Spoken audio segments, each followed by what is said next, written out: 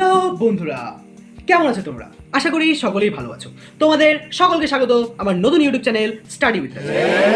আজকে আমি এই ভিডিওতে আমার কমপ্লিট নিট জার্নি আলোচনা করব।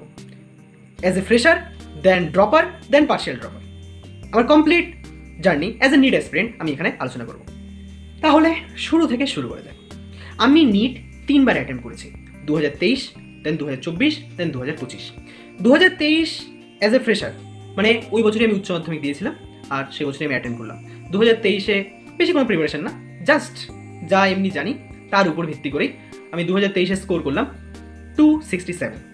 ঠিক আছে, দেন আমি কলকাতার আকাশ ইনস্টিটিউটে গিয়ে ভর্তি হলাম, সেন্ট্রাল আকাশ, পার্ক সার্কাসে যেটা আছে, ওখানে ভর্তি হলাম এবং তার পাশে ভাড়াও থাকলাম, মানে ওখানেই থাকা, ওখানেই পড়াশোনা।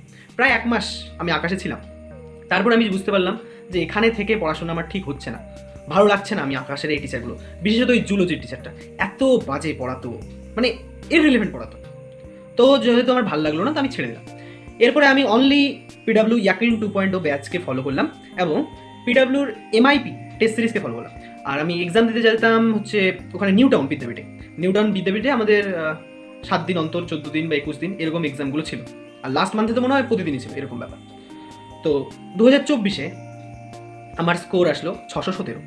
এই স্কোর পেয়ে আমি দারুণ খুশি। ওরে বাবা, 617 চলে এসেছে, আমার হয়ে যাবে। আমি পুরো ভেবে নিয়েছিলাম যে নর্থ বেঙ্গল মেডিকেল কলেজে আমার হয়ে যাচ্ছে। কিন্তু 1 মাস পরে যখন 4th জুন রেজাল্ট আসলো, 4th জুন রেজাল্ট 14ই জুন আসার কথা, চলে আসলো 4th জুন, আর সেদিন ভোটের রেজাল্ট ছিল। একদম পুরো অবাক, 617 তো মার্কস ঠিক চলে এসেছে, বাট র্যাঙ্ক 58,000, 58,000। এবার সেটার কারণ কি সেটা তোমরা নিশ্চয়ই ভালো করেই জানো। 2024 একটা এমন একটা বছর গেছে, কতগুলো কাণ্ড হয়েছে ওই বছর। যাই হোক, এবার কোশ্চেন লিক বলো আর যাই বলো, অনেক তো কেস হলো, কিন্তু শেষমেশে কিছু হলো না। যদি আমি দীর্ঘদিন আশা রেখেছিলাম যে কিছু একটা চেঞ্জ হবে, কোর্টে বারবার হিয়ারিংগুলো আমরা প্রতিদিন শুনছিলাম, মনে হচ্ছে সেই সময় সব নিট অ্যাসপিরেন্ট মানে কোর্টের হিয়ারিং শুনতেছে, এরকম ব্যাপার। শেষ অবধি আমরা আশা করেছিলাম যে রিনিট হতে পারে। অনেক আন্দোলন করলাম, ওই টুইটার এই সব জায়গায়, কিন্তু শেষে কিছু হলো না। যাই হোক, মেনে নিতে হলো। তো 617 এবং 58,000 র্যাঙ্কের সাথে আমি যখন কাউন্সেলিংয়ে বসলাম, আমার কাছে অ্যালট হলো north Bengal dental college. North Bengal dental college এই আমাদের শিলিগুড়িতে অবস্থিত। ওই নর্থ বেঙ্গল মেডিকেল কলেজ বলেছিলাম না, ওই কলেজে যাওয়ার ইচ্ছা ছিল, হয়ে গেল north Bengal dental college. Same কলেজের এদিকে মেডিকেল কলেজ, এর পাশে ডেন্টাল কলেজ। তো গিয়ে ভর্তি হলাম। কিন্তু ওই একটা জিনিস, আমাদের যখন পড়ানো হয়, এই যে আমাদের দীর্ঘ অ্যাসপিরেন্ট লাইফ, তখন আমাদের টিচারগুলো খালি এমবিবিএস এটাই। যেহেতু এইভাবেই আমাদের স্বপ্ন দেখায়, সেভাবে আমাদের মাথায় ওই স্বপ্নই তৈরি হয় যে এমবিবিএস না পারলে জীবনটাই বৃথা, এরকম একটা ব্যাপার।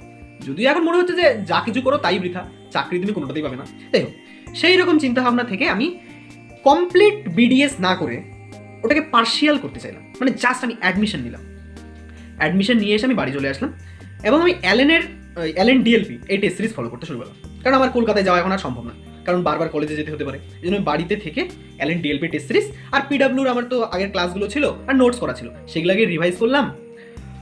অ্যালেনের প্রতি 14 দিন অন্তর টেস্ট হয়, সেই অনুযায়ী প্রিপারেশন, প্রস্তুতি যাই বলো। তো এইভাবেই আমার এগোতে থাকলো। এবার 2025 আবার এক্সাম দিলাম। এক্সামে আমার স্কোর আমি প্রথমে যখন ক্যালকুলেট করলাম, আমার আসছিল 548। তো এক্সাম ডে যেদিন দিয়ে আসি, তখনই তো আমি ভাবছি মানে আমার জীবনে সব থেকে কঠিন পেপার আমি এক্সাম দিয়ে আসলাম, আর একদম নিশ্চিত হবেই না। যেখানে আমি লাস্ট ইয়ার 617 পেয়ে হয়নি, এবার আমার 548 পেয়ে কী করে হবে। যাই হোক, পরে আমি এসে আশেপাশে বন্ধুদের কাছে শুনতে পেলাম যে তাদেরও অবস্থা খারাপ।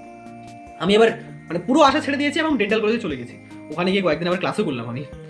তারপরে আবার যখন বাড়ি আসলাম, এসে ভাবতেছি না কিছু একটা হতে পারে, মানে যখন দেখতেছি যে সবারই খারাপ, মানে মানে খুবই খারাপ, যে কাট অফ খুব কমতে পারে। তো সেই মতো এবার ওএমআর আপলোড হলো। ওএমআর আমি চেক করে দেখলাম যে আমার একটা কোশ্চেন মিস গেছে। তো সেখান থেকে আমার ফাইনাল স্কোর আসলো 544। এবার নিটের রেজাল্ট বেরোলো 14ই জুন, আমার স্কোর আসলো 544। এবার র্যাঙ্কটা আইডিয়া করো কত র্যাঙ্ক আসবে। এর আগের বার আমার 617-তে 58,000 র্যাঙ্ক, এবার কত হতে পারে? 1 লাখ না 1.5 লাখ না 2 লাখ? কি মনে হচ্ছে? একদম অবাক করার মতো ব্যাপার হচ্ছে, আমার র্যাঙ্ক এসেছে জাস্ট 15,000, 15,000 সামথিং, 15077। তো জাস্ট আমার 15,000 র্যাঙ্ক এসেছে। খুবই অবাকজনক ব্যাপার, বিস্ময়কর ব্যাপার। তো এই হলো জার্নি 2023, 24, 25। 267, 617, 544 কম নয়, 2025-এ অন্তত কম নয়। এটাই হচ্ছে আমার 15,000 র্যাঙ্ক। কেননা 600-র উপরে মাত্র মনে হয় 1,000 জনের মতন পেয়েছে। আমি একটা স্টুডেন্টের নাম্বার দেখলাম 615, ওর র্যাঙ্কও 615, কতটা অদ্ভুত কিনা। এবার ফার্স্ট হয়েছে 686 পেয়ে। যাই হোক, এরকম হলো ব্যাপার। তো আমার ভাগ্যবান মনে হয় নিজেকে যে আমি একটা পার্শিয়াল ড্রপ করেছি। এটা মানে আমি বিডিএস এর সঙ্গে সঙ্গে আবার নিটের এক্সাম দিয়েছিলাম। যদি আমি শুধুমাত্র বিডিএসেই আমি থেকে যেতাম তাহলে আমার পুরো আফসোস হতো যে এবার মাত্র 510-এর উপর পেলেই মানে মেডিকেল কলেজে এবার সিলেকশন হয়ে যাবে, মানে 510-ই কাট অফ যাবে ওয়েস্ট বেঙ্গলে বলা যায়, হ্যাঁ মানে স্টেট কোটার থ্রু। তো খুবই আফসোস হতো যদি আমি পার্শিয়াল ড্রপ না করতাম। আবার যদি আমি কমপ্লিট ড্রপ করতাম তখনও একটা রিস্ক ছিল যে আমি অনেকজনকে দেখেছি যে এর আগের বার 615 পেয়েছে, 600 পেয়েছে, 630 পেয়েছে, এবার 450 মতো স্কোর করেছে। তো যে আমি পার্শিয়াল ড্রপ করে একটা রিস্ক ফ্যাক্টরকে কমালাম যে আমার কিছু একটা হয়ে যাবে, মানে আমি যদি এমবিবিএস না পাই তবুও আমার লাইফ স্যাটিসফাই হবে। তো এইরকম একটা রিস্ক ফ্যাক্টর কমানো। দ্বিতীয়ত যদি আমি ওই পার্শিয়াল ড্রপ না করতাম, নিট এক্সাম দিয়ে এসে তো আমার মানে পুরো ডিপ্রেশন চলে যেতাম, এরকম অবস্থা হতো। তো ভাগ্যটা ভালো যে এর আগের বার বুদ্ধি করে এই কাজটা করেছি। তো এই হলো ব্যাপার। তাহলে ভিডিওটা এখানে শেষ করি নাকি? তোমাদের যদি কারো পার্শিয়াল ড্রপ,